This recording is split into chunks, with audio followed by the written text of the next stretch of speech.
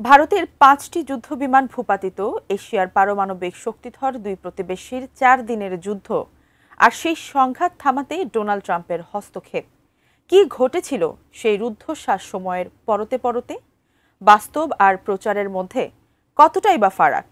যুদ্ধবিমান বিধ্বস্তের বিষয়ে এবার মুখ খুলেছেন মার্কিন প্রেসিডেন্ট ডোনাল্ড ট্রাম্প নিজেই। আরও বিস্তারিত জানাচ্ছেন ইশতিয়াক হোসেন।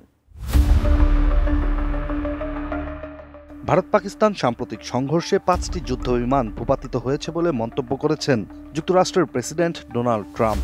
হোয়াইট হাউসের রিপাবলিকান আইন প্রণেতাদের সাথে নৈশভোজে অংশ নিয়ে তিনি বলেন, বাস্তবে প্লেনগুলো গুলি করে ফেলা হয়েছিল। ৫টা কিংবা ৪টা তা সঠিক জানা নেই ট্রাম্পের, তবে অনুমান করে জানিয়েছেন ৫টা বিমানই হয়তো ভূপাতিত হয়েছিল। তবে তিনি স্পষ্ট করে বলেননি এই যুদ্ধবিমানগুলো ভারতের নাকি পাকিস্তানের। ট্রাম্পের এমন বক্তব্যের পর আবারও আলোচনায় এসেছে ভারতের অপারেশন সিন্দুর, যা শুরু হয় ২২ এপ্রিল জম্মু কাশ্মীরের পেহেলগামে একটি প্রাণঘাতী জঙ্গি হামলার পরে। সেই হামলায় নিহত হয়েছিল অন্তত ২৬ জন ভারতীয় নাগরিক। আর ভারত দাবি করে এই হামলার পেছনে পাকিস্তান সমর্থিত জঙ্গিদের হাত রয়েছে, যদিও ইসলামাবাদ তা অস্বীকার করে নিরপেক্ষ তদন্তের দাবি তোলে।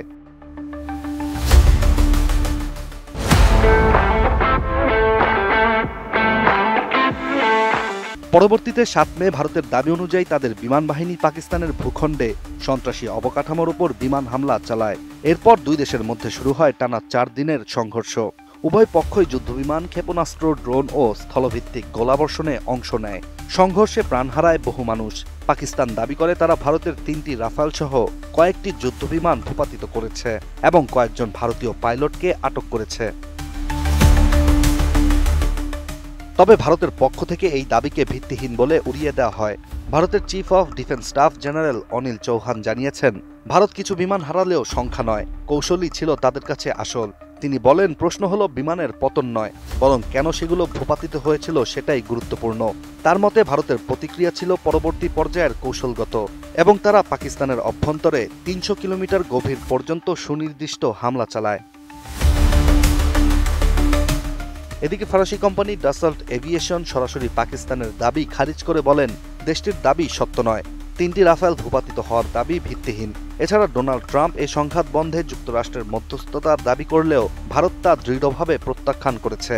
ট্রাম্প দাবি করেছিলেন তার হস্তক্ষেপেই যুদ্ধ থেমেছে এবং তিনি দুই পক্ষকে সতর্ক করে দিয়েছিলেন যে সংঘাত চললে যুক্তরাষ্ট্র কোনো বাণিজ্যিক চুক্তি করবে না। Throwing around weapons and maybe nuclear weapons, both very powerful nuclear states. পরবর্তী ১১ মে ভারতীয় বিমান বাহিনী জানায় সব পাইলট নিরাপদে ভারতে ফিরে এসেছিল, যদিও দুই দেশের কেউই স্পষ্টভাবে ক্ষয়ক্ষতির চূড়ান্ত হিসাব প্রকাশ করেনি এখনো। তবুও ওই ৪ দিনের সংঘর্ষ দক্ষিণ এশিয়ায় পারমাণবিক অস্ত্রধর দুই প্রতিবেশীর মধ্যে আবারও উত্তেজনা বাড়িয়ে তুলেছিল। বিশ্লেষকদের মতে তথ্য প্রমাণ ও রাষ্ট্রীয় বিবৃতির ব্যবধানের মধ্যেই লুকিয়ে আছে সংঘাতের প্রকৃত রূপ, যেখানে সামরিক সক্ষমতা, কূটনৈতিক কৌশল ও আঞ্চলিক রাজনীতির জটিল বাস্তবতা একে অপরের সঙ্গে ওতপ্রোতভাবে জড়িত।